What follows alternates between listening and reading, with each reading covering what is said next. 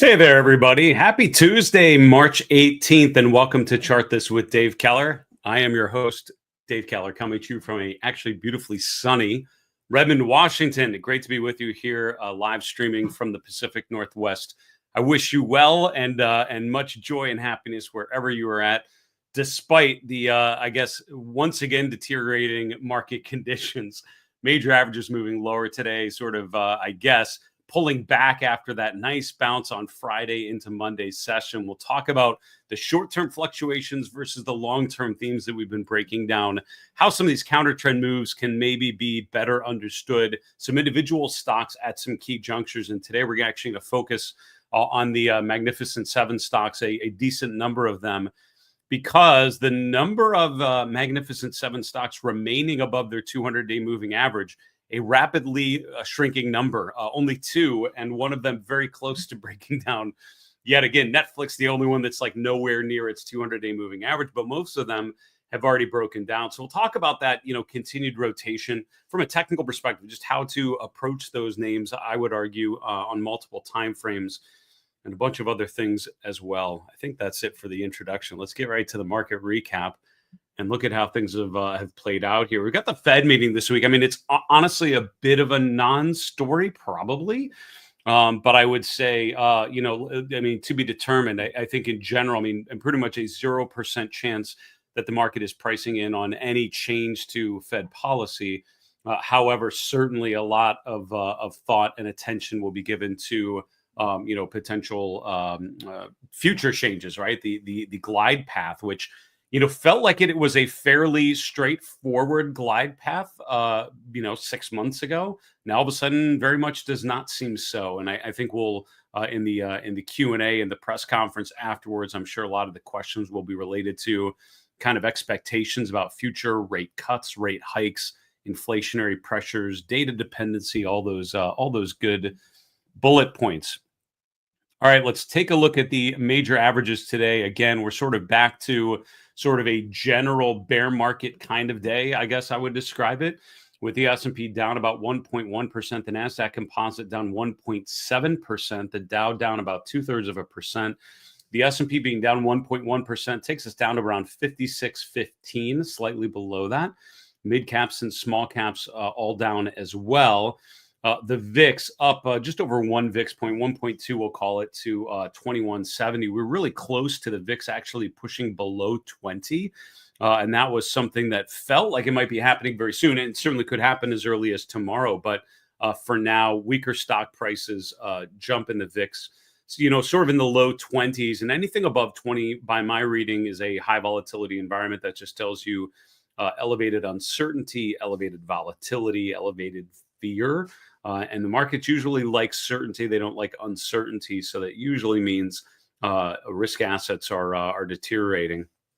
If you look at the action today, though, the big move was right out of the open, where stocks opened and the S&P just sort of cratered along with the NASDAQ and other risk assets. From there, most of the day was kind of sideways, to be honest with you. It wasn't like one of those slow, steady declines where it just felt like, some of those days where it feels like the market just needs to get to the close. Like we just need to get to 4 p.m. It's like your team and you just need to get off the field because it's just not going well. And that the players need to regroup. Coach needs to get a handle on things. And just the longer that they're on the field, nothing good is probably going to happen until it's over. This was not one of those days. This is one of those, it is an initial sell-off and then just kind of stable.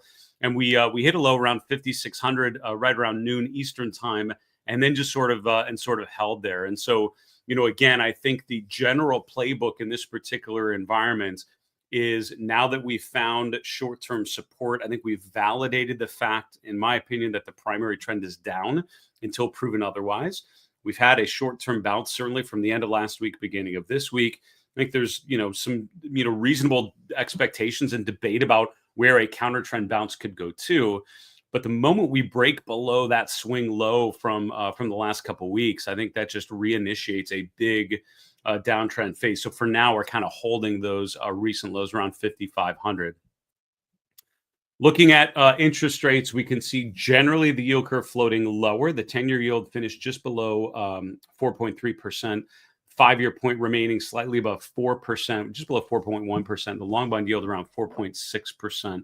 So bond price is not much of a change. This was on a big day fixed income wise. There's quite a bit of movement. So you can see on like the long bond yield fluctuated all around yesterday's close. But at the end of the day, not a big change. Bonds basically opened lower and traded higher. And by the close, we're kind of right back at yesterday's close. So kind of a volatile sideways day there. The dollar index, you can see this is using the UUP, which is a bullish dollar ETF, a pretty good proxy for the movements in the sort of dollar, trade weighted dollar, basically. And you can see essentially no change from yesterday. The dollar essentially flat. I'm actually preparing to do a presentation for Fineco, which is an Italian bank, next week for their customers there. And one of the things we'll talk about is just the weaker dollar environment and how markets like Italy and other non-US markets have been incredibly strong, relative to the US for sure. All right, looking at the commodity space, continued upside for gold and silver. I had a really fun interview earlier today from a Market Misbehavior podcast with Jim Puplava. Jim is a longtime money manager and educator. His website, financialsense.com, is fantastic. And I've been on his podcast called the Financial Sense News Hour, which he's been running for a number of years. And I've been on there a number of times and convinced him to come on my podcast. It was a lot of fun just talking about market conditions. We talked a lot about politics, about fundamental, technical, and political, and triangulating those three. We ended up leaning a lot on the political side, for better or worse. But I mean, I think that's the world we're in terms of what kind of things you need to get your head around. At least that was Jim's thesis that we sort of parsed out. But one of the things we talked about that was one of his most successful trades in recent years was gold, and buying it, before this incredible run in 2024, continuing to be a strong move in 2025. Gold now above $3,000 an ounce for the first time in history. And again, gold did well when equity markets were doing well. It's also doing well when equity markets are not doing well. So as a store of value, not bad in terms of following through on that particular general approach. Gold ended up being up 1.2% today. That's the GLD we're looking at there. Silver was essentially flat for the day. Copper prices continue to go higher. I think that's a big, certainly related to China and the bull market that we're observing there, with charts like FXI and MCHI, two of the China ETFs that I track pretty regularly in primary uptrends. The rest of the commodity space, though, kind of mixed. Looking at cryptocurrencies, you can see Bitcoin, struggling, I would say, generally along with equities. Bitcoin currently trading just above 82,000. That's down about another 2%.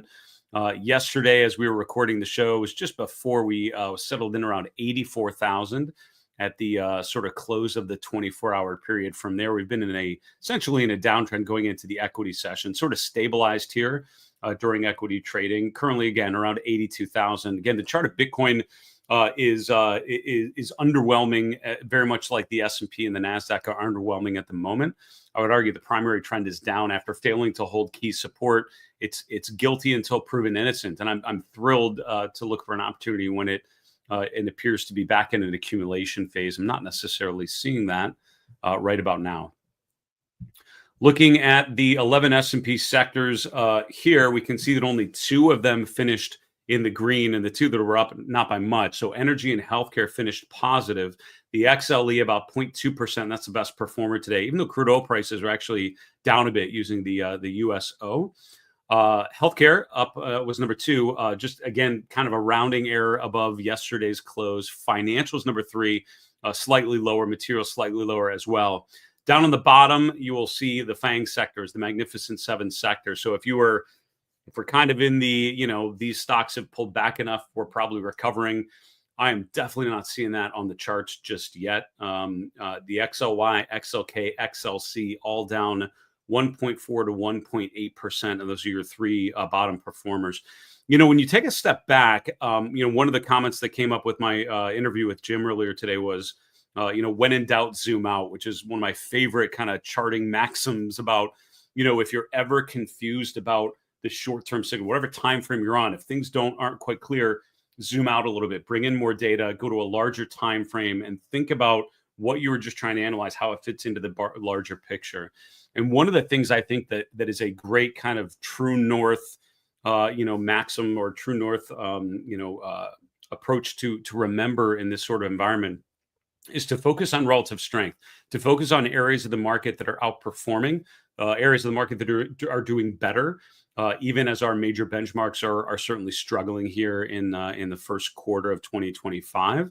When you look at the relative strength measurements, value sectors like industrials, financials, materials are probably the most impressive. Second to that would be defensive sectors like utilities and real estate and healthcare. And then a very distant third in terms of order of relative strength, improvement would be the growth sectors like communication services, technology, and discretionary. Now, the XLC is certainly the best of those three, but all three of them are not particularly good. When you think of them as a group of sectors, the growth sectors have been the worst performers. So today we're kind of getting back to that theme, which I think has been sort of in the back of investors' minds early on in 2025, but certainly from mid-February now to mid-March has been incredibly strong. By the way, I did post a video on Stock Charts TV yesterday, basically a choose your own adventure style video looking at the QQQ, 4 different paths from a really bullish scenario to a really bearish scenario. Make sure you check out that video on the Stock Charts TV YouTube channel. Again, just dropped yesterday. And drop a vote. See what you think. And again, it's meant to encourage you to think about different outcomes, but particularly now where I feel like a lot of people have a very strong opinion as to whether we've bottomed out already, whether we're going to recover aggressively from here, whether this is just the beginning of a multi-stage decline. I'm very curious what you guys think, and make sure you check out that video. By the way, on the Stock Charts TV YouTube channel, they also Larry Williams just posted an updated market outlook. He did a really interesting 2025 market outlook at the beginning of the year and just updated that, essentially very bullish, basically. And his work is a lot based on cycles. He's a mean reversion style trader. So he's seeing things beaten down. The cycles are all saying we're right about at the time when we would start to bottom. So I won't paraphrase Larry any more than that, and just say, check out the video. It's actually pretty interesting, I thought. All right, advancers versus decliners, basically 2-to-1, stocks down versus stocks up. And that's pretty consistent across the different indexes that we're looking here. On the New York Stock Exchange, a broad exchange, you can see 61% of NYSE constituents down today, only 36% up. So again, kind of a 2-to-1 ratio. Same for the S&P, and really the same for the NASDAQ here. So generally speaking, a third of the S&P was up. So let's keep in mind there were stocks that were not going down today, but certainly from a sector perspective, the larger names struggling. Some of the smaller names that generally were doing a bit better. All right, let's look at the Magnificent Seven and Friends. The leading growth names here, you can see all of these names were down today. Tesla, again, kind of continuing this downtrend phase. We saw like an up day or two, but not enough to convince me that there's anything but a downtrend in the present conditions for Tesla. Down over 5% again. Meta and NVIDIA both down over 3% today. And those are your 3 bottom performers. Apple was the best performer of this group, and Microsoft number 2. And these are 2 of the big technology weights in this group of stocks, both down though slightly from yesterday's close. So growth underwhelming, value doing better. Pretty much anything weighted by market cap struggled today. All right, let us look at the market carpet, a heat map style visualization. Let's see what is happening. And I would say again, what stands out to me on a day when the benchmarks were slightly lower. This is very much kind of a neutral day here because you can see, a lot of, I feel like the average color on a day like this is kind of the neutral tan beigeish color. And then you have things that are down and up. And on a day like this, the things that were actually up or down significantly really jump out at you. And that's why I love this kind of visualization. It really helps you focus on the actionable moves, what was doing something different than the benchmarks. I'm immediately focusing, as I'm looking at this visualization today, at all the bright red and some of the biggest growth names, right? And NVIDIA, Broadcom, Oracle, Tesla, Meta, subsequent to that, Alphabet, Netflix, Amazon, Microsoft. These are all stocks that were down. And so the problem we have with our US-based benchmarks is they are very growth-oriented. And so when those names are down, the benchmarks are going to be down quite a bit. if you kind of mentally ignore those, literally like hold up your hand and cover them up on your monitor, it's not that bad, right? I mean, there are a bunch of other things that were actually up pretty good. So let's remember that. The problem is, again, our benchmarks do include those names, and they were down pretty good. Elsewhere, things that also stand out, I would say, outside of those names that I just mentioned, like Amazon and Tesla, consumer discretionary really on the struggle bus here, and things that are not good. Hotels, right? Hilton, Marriott, cruise lines like Norwegian, CCL, Royal Caribbean, all down significantly. So that travel tourism trade really just not getting a bid here. And something like Royal Caribbean made powerful new high in late January. And from there, it's just been this nice steady decline to the downside. And we've had these short-term bounces higher, but overall, we just continue to drift lower. Also, I mean, names like Chipotle and others just really not finding their footing. Instead of finding support at the summer 2024 lows, appeared to be continuing to drift lower there. So I would say some of the weakness in consumer discretionary stands out to me. I would say how healthcare actually looks like a pretty decent day. I mean, not great, to be honest with you. I mean, it wasn't a banger of a bull day for healthcare, but again, given the fact that the benchmarks were down, some of these names are actually bouncing pretty good. I would say with charts like United Healthcare, it's still hard to declare those as bullish charts just yet. We did push above 500 today, but again, we're still making a pattern of lower highs and lower lows. So as I zoom out on some of those names, I'm not super buying into the optimism yet. Now, Amgen and others that are inconsistent uptrends of higher highs and higher lows, those are good trends. But I think even with healthcare, I mean, you have charts that are in nice uptrends, like in Amgen, kind of going higher. We have, and maybe AbbVie would be another one. You have charts like United Healthcare, which are arguably still kind of in primary downtrends and just have not improved enough yet to change that character. And then you have names like Pfizer, which I'll actually jump into because I think from a technical perspective, I didn't grab this one, but it's just a really important one to watch. I mean, I think when you have a market where it feels like it's unclear as to where the leadership might come from, right? I mean, things that have been doing well, like financials, kind of pull back a bit. Things that have been struggling, kind of taking a break a bit, like some of the Mag 7 names. And the question is, what happens next? Charts like Pfizer are sort of in wait and see mode, right? And in an environment like this, charts like Intel kind of still range bound, testing the upper end of that range. Charts like Pfizer range bound, sitting below a flat 200-day moving average. And we've had a number of attempts to get above there. So, with a chart like this, I mean, if you're looking at a name like Pfizer, for me, you're waiting for a trigger, right? You're waiting for that signal that something's different. And what the market is telling you so far in 2025 is that Pfizer's worth about 26 and a quarter, right? That is the median kind of average price over the last 3 months.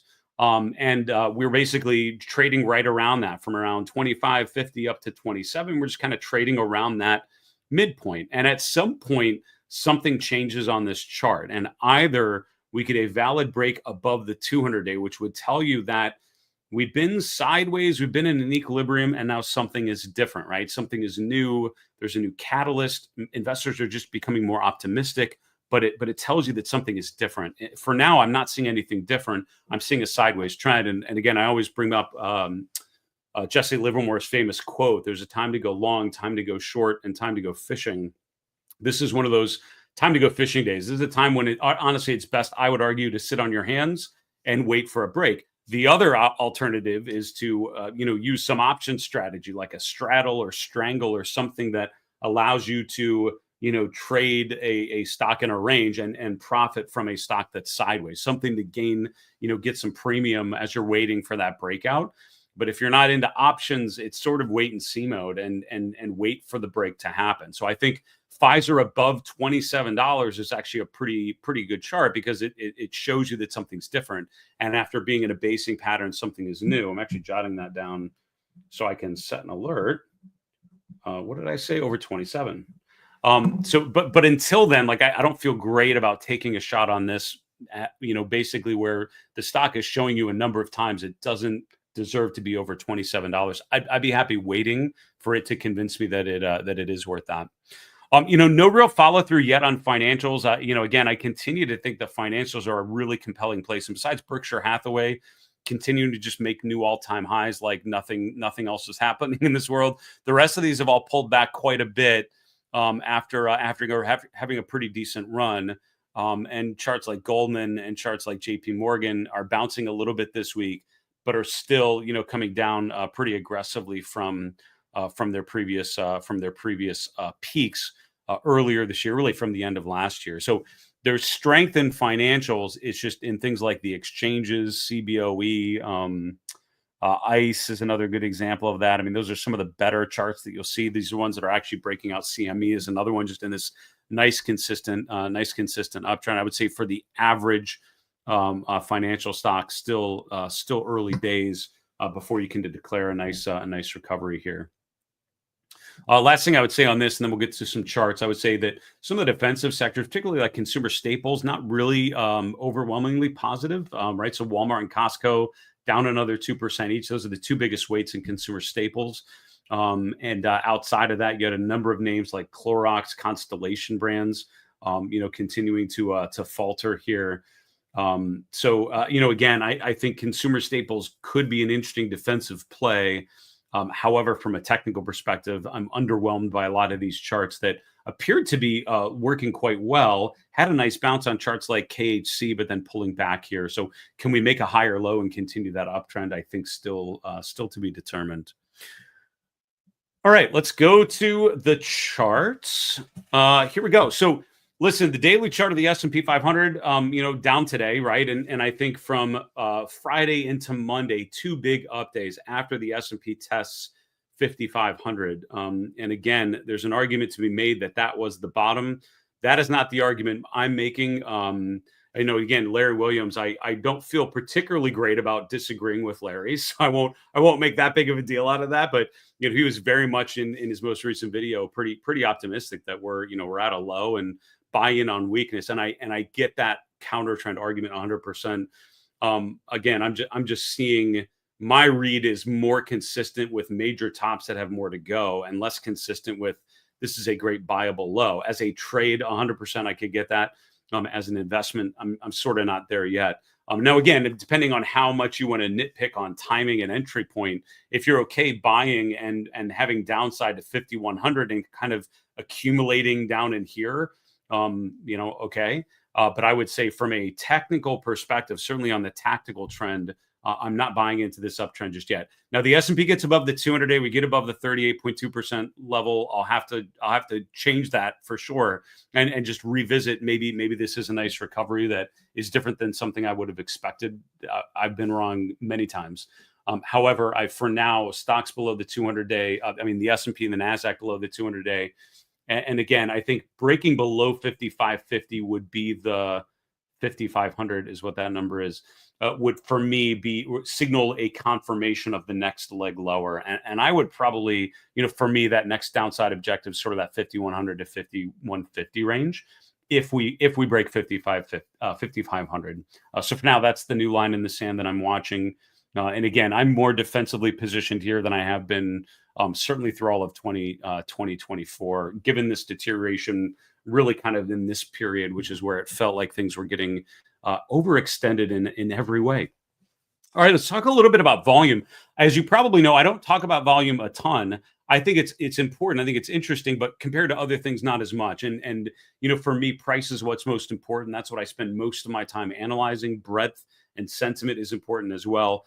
Volume, it depends. And I would say what's interesting right now is that the volume reading is actually giving you a pretty significant read, I would argue.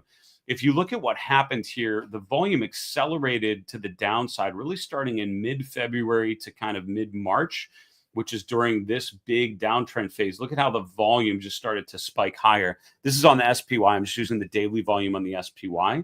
The Chaikin money flow, which was at one of its highest levels in memory here, the third week in February, really started to come down, and that's because of the down volume. That big volume on down days causes the Chaikin money flow to get more negative.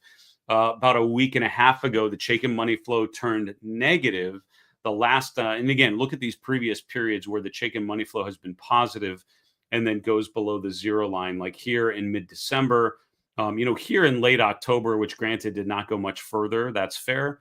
Here in July of last year, here in at the end of March of last year. So one of the things I've learned is when the chicken money flow gets very positive, that signals accumulation. When it goes back below the zero line, that often will indicate a period of distribution. That certainly has the potential to go further, and so we're seeing that here. You're also seeing the volume generally lighten up on this little bounce here, going higher. So you can see the volume sort of trending downward over the last week. So we'll see, but I would say the volume generally has been full distribution mode here, and I think that again, when you think about what would convince you that this isn't a buyable dip and that we're probably going to accelerate to the downside, I would say the volume remaining negative, the chicken money flow remaining below zero. Those are the kind of things that tell me we're in a distribution phase.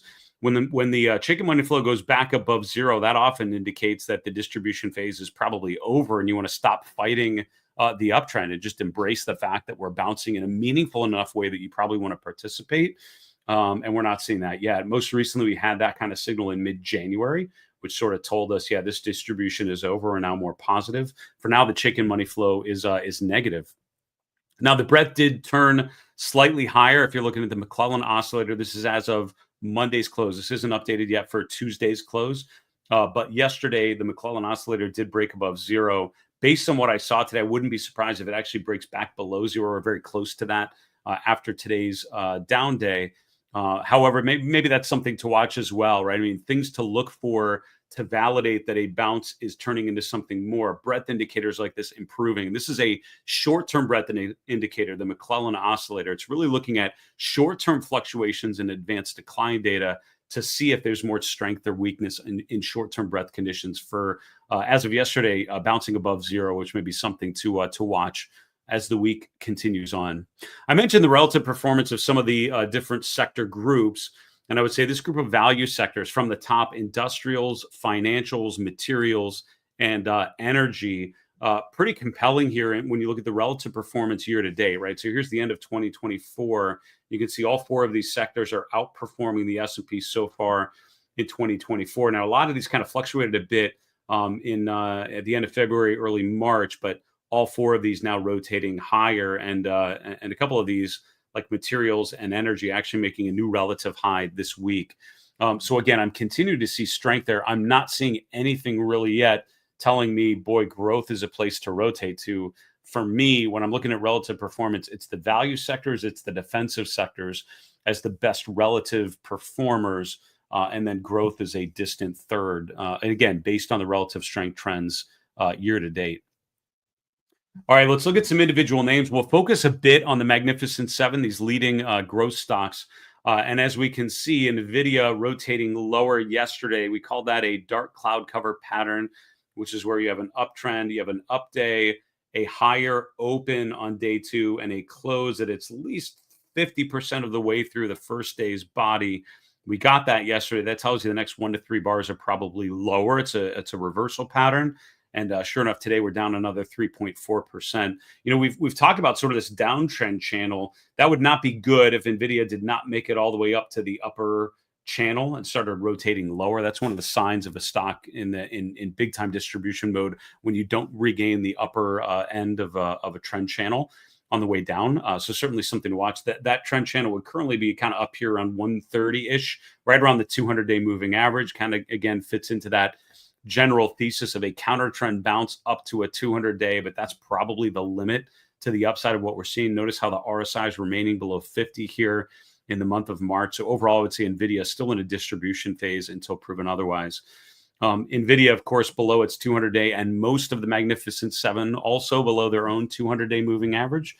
Alphabet broke below in late February, traded back up to the 200-day first week in March, and again, rotating lower. It was down below 157 or right around there earlier today. It did trade up going into the close, but still down about 2.2%. So, what is this chart? I mean, for me, this chart is in a clear distribution phase of lower highs and lower lows. It's below the 200-day moving average. If there's anything to maybe start to look for, would be a bullish divergence, which may be forming here, where you have lower lows in price and higher peaks in the R or higher lows in the RSI. Still to be determined though, because if we trade lower, we're in an active downtrend here. So this RSI could be dragged down over the next couple of days or next couple of weeks. But something maybe to watch there. I mean, and when you have things in primary downtrends, things you look for would be the momentum sort of lightening up, right? Lower lows in price, higher lows in momentum. It's called a bullish momentum divergence. Too early to determine if that's happening on Alphabet. So for now, I'm seeing a downtrend that continues lower.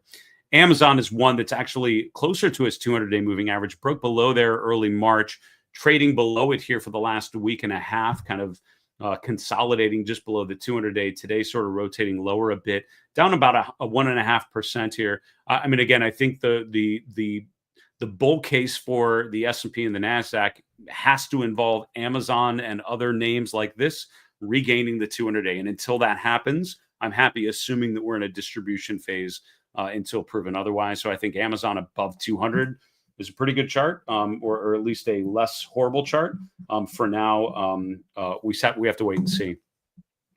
All right, Broadcom is the next one, which I'm aware is not one of the Magnificent Seven, but I just want to point out this is one that's actively testing its 200-day moving average. So again, when you have this sort of condition where the market's sold off or bouncing, and so for me, besides just looking at those charts and seeing what levels are triggered, I'm also looking at a bunch of individual names and just trying to roll them up into some sort of thesis, right? Are stocks generally holding their 200-day, right? If things are bullish, if things are not that bad, I would argue charts like Broadcom should probably hold their 200-day, similar to what they did in August and September of last year.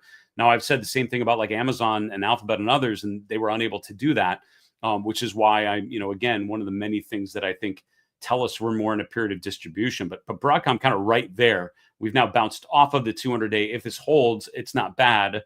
If it doesn't hold, I think that's a problem. And that is sort of where we're at in terms of potential support. Names like this holding key levels of support would be bullish. Meta holding its 200-day would be pretty bullish. Not holding its 200-day, which could happen as easy as tomorrow or as early as tomorrow, would be, I think, additional kind of nails in the coffin for kind of this bearish phase, right? If things aren't going to be that bad, I would hope Broadcom and Meta kind of hold these levels. Because for Meta, that's the 200-day. That's arguably like the October-November low, kind of right around 550, kind of right at that point where if this is going to be bullish, you'd expect support. But again, a number of other growth names have not done that. And that gets us to Netflix, which, more and more as you're looking at the Magnificent Seven stocks, Netflix is by far the most bullish outlier of this group because it's still in a primary uptrend of higher highs and higher lows, right? If you take a step back from your monitor, the chart's generally trending higher. And again, this higher low here, holding above the January low is pretty meaningful. And what's happened this week is we're testing the 50-day moving average from below.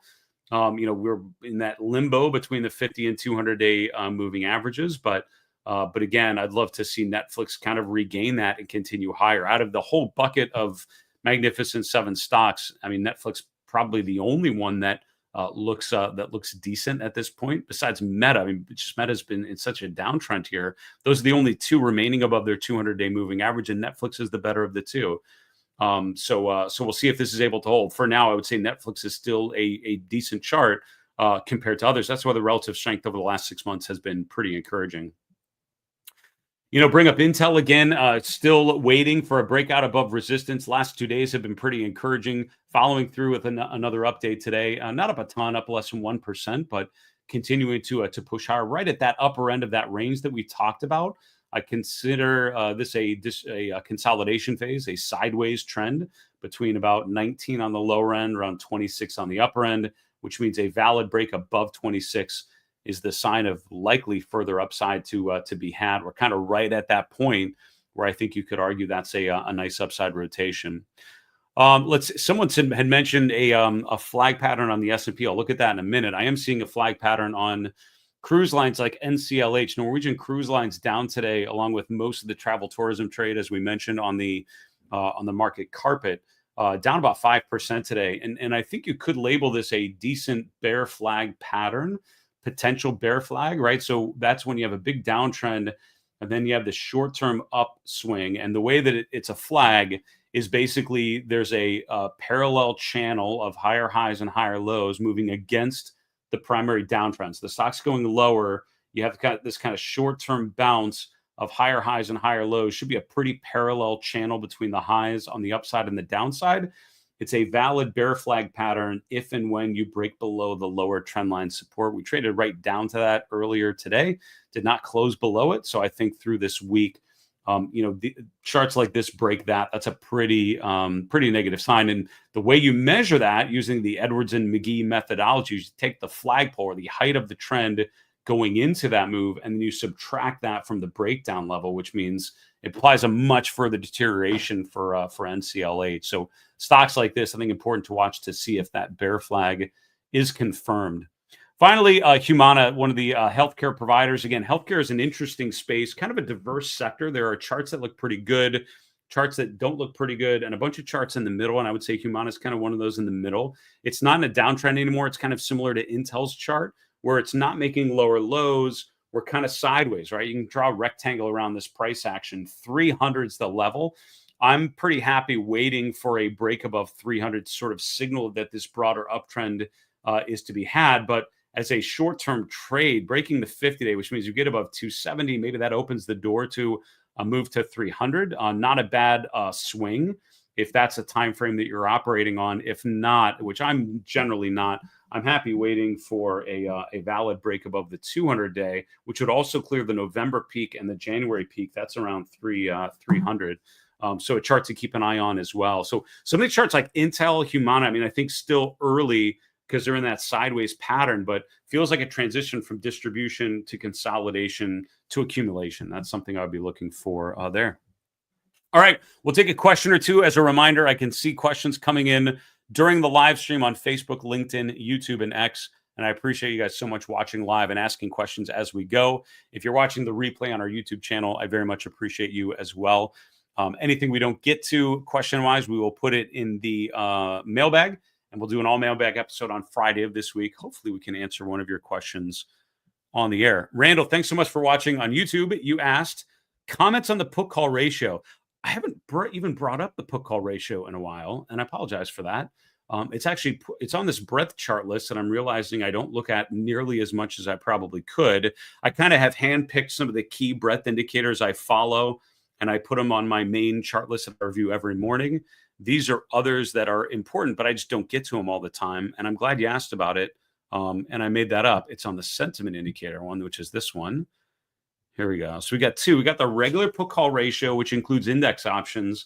And then we have the equity only put call ratio, which include, which just ignores the index option, just looks at equities. And you could argue about which is the better one to use. So here's how I show. I'm showing the total put call ratio. So it includes equity options and index options.